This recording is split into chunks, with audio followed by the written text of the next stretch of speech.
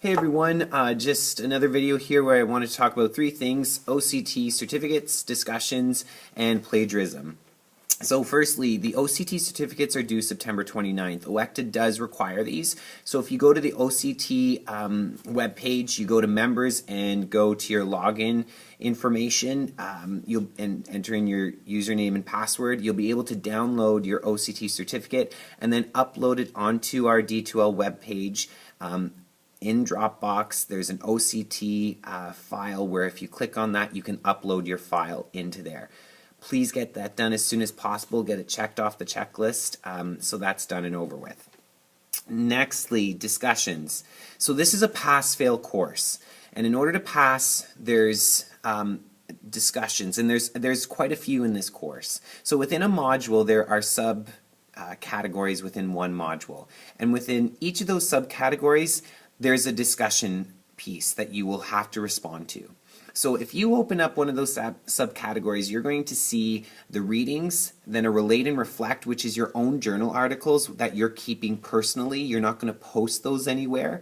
The only time I might ask to see those is if I'm not seeing a lot of content or coming from you in the discussions or information, and I just want to see some more of your own learning and what you're thinking about when you're reading the readings and thinking about the discussions, etc. But what you do need to do is respond to each discussion, question, or wondering within the appropriate discussion file that's within those modules, and you'll see they're highlighted in red. So in order to pass this course, you have to respond and do your own discussion post for each subcategory within a module, and then you have to respond to a minimum of one other person's post within that specific discussion.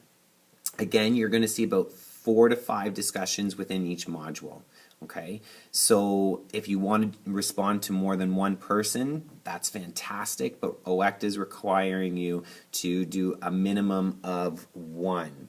And if you go into content and you click on Kindergarten Part 1, you'll see under Module 1, Discussions in this course is the first subcategory that comes up in Module 1, and that explains kind of the requirement of the discussions.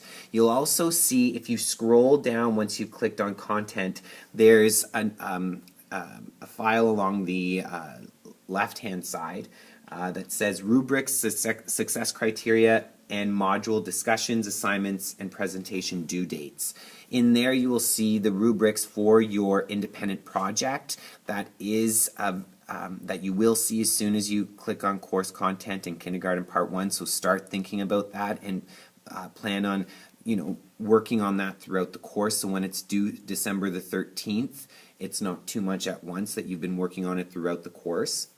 But the rubrics are there for you to look at and to get an idea of what we're expecting for the final project of that independent project, and what we're expecting, what OECTA is expecting out of the discussions. So I think that'll be there and that'll clear things up. Now, within the course schedule that I put with the due dates, you can find that information on the newsfeed and again in the course content under the subcategory that I just told you about.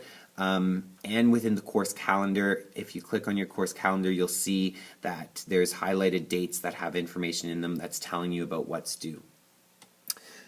Now, I've put when the discussion post is due, but your responses to other people's posts within any of the discussions, all your responses are due by the end of that module.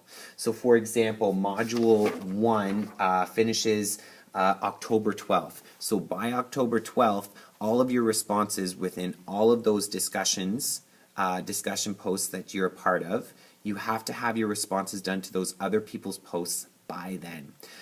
The reason why I want it due by the end and not due the same time your discussion post is due and your responses are different right there at the end is to give you time to think about what people are saying in the discussion post, what their posts are, and kind of think about it, reflect on it, and then add what you're thinking about it, because we want these discussions to be really rich and for you to get as much out of them as you can.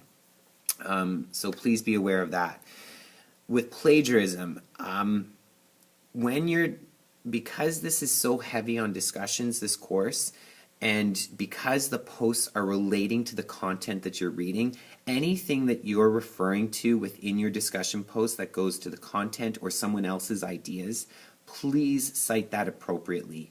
I don't want to get into any plagiarism pieces because just that's not fun, and we can avoid that by just referencing things appropriately. We are a professional course, it's an academic course, and so I do ask that you cite things appropriately within your discussion posts.